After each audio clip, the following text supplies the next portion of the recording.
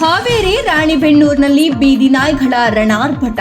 ಒಂದೇ ದಿನದಲ್ಲಿ 30ಕ್ಕೂ ಹೆಚ್ಚು ಜನರ ಮೇಲೆ ಅಟ್ಯಾಕ್.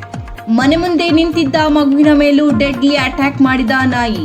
ರಸ್ತೆಯಲ್ಲಿ ಎಳೆದಾಡಿ ಮಗುವಿನ ಮೇಲೆ ದಾಳಿ ನಡೆಸಿರುವ ನಾಯಿ, ಮಗುವಿನ ಮೇಲೆ ದಾಳಿ ಮಾಡಿರುವ ದೃಶ್ಯ ಸಿಸಿಟಿವಿಯಲ್ಲಿ ಸೆರೆಯಾಗಿದೆ. ರಾಣಿಬೆನ್ನೂರಿನ ವಿವಿಧ ಬಡಾವಣೆಗಳಲ್ಲಿ ನಾಯಿಗಳಿಂದ ದಾಳಿ. ಮಹಿಳೆ, ವಯಸ್ಕರ ಮೇಲೂ ದಾಳಿ ನಡೆಸಿರುವ ನಾಯಿ ದಾಳಿಗೆ ಒಳಗಾದ ಗಾಯಾಳುಗಳಿಗೆ ಆಸ್ಪತ್ರೆಯಲ್ಲಿ ಚಿಕಿತ್ಸೆ. ರಾಣಿಬೆನ್ನೂರು ತಾಲೂಕು ಆಸ್ಪತ್ರೆಯಲ್ಲಿ ಚಿಕಿತ್ಸೆ ಮುಂದುವರಿಕೆ. ತಾಲೂಕು ಆಸ್ಪತ್ರೆಗೆ ಸ್ಥಳೀಯ ಶಾಸಕ ಪ್ರಕಾಶ್ ಕೋಳಿವಾಡ ಭೇಟಿ. ಗಾಯಾಳುಗಳ ಆರೋಗ್ಯ ವಿಚಾರಿಸಿರುವ ಪ್ರಕಾಶ್ ಕೋಳಿವಾಡ, ಇನ್ನು ನಾಯಿ ದಾಳಿಗೆ ಒಳಗಾದವರ ಸಂಖ್ಯೆ ಹೆಚ್ಚಾಗುವ ಸಾಧ್ಯತೆ. ಬೇರೆ ಬೇರೆ ಆಸ್ಪತ್ರೆಗಳಿಂದಲೂ ತಾಲೂಕು ಆಸ್ಪತ್ರೆಗೆ ವೈದ್ಯರ ನೇಮಕ.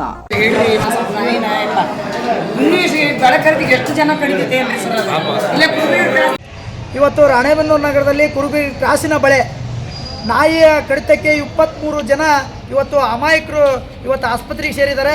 ಇವತ್ತು ನಾಯಿಗಳು ಹಾವಳಿಗಳು ಜಾಸ್ತಿ ಆಗ್ತಾ ಇದೆ. ಪತ್ರಿಕೆ ಪ್ರಕಟಣೆ ಆಗಿದ್ದರೂ ಕೂಡ, ಮಾಧ್ಯಮದಲ್ಲಿ ಬಂದರೂ ಕೂಡ ಇವತ್ತು ಅಧಿಕಾರಿಗಳು ಎಚ್ಚೆತ್ತುಕೊಂಡಿಲ್ಲ. ಕೂಡಲೇ ಅಧಿಕಾರಿಗಳು ಎಚ್ಚೆತ್ತುಕೊಂಡು ಆ ನಾಯಿಯನ್ನು ಕೂಡಲೇ ಹಿಡಿದು ಒಂದು ಕಡೆಗೆ ಇದನ್ನು ಮಾಡಬೇಕು. ಇಲ್ಲ ಅಂದರೆ ಇನ್ನೂ ಹೆಚ್ಚು ದಾಳಿ ಮಾಡುವ ಸಾಧ್ಯತೆ ಇದೆ.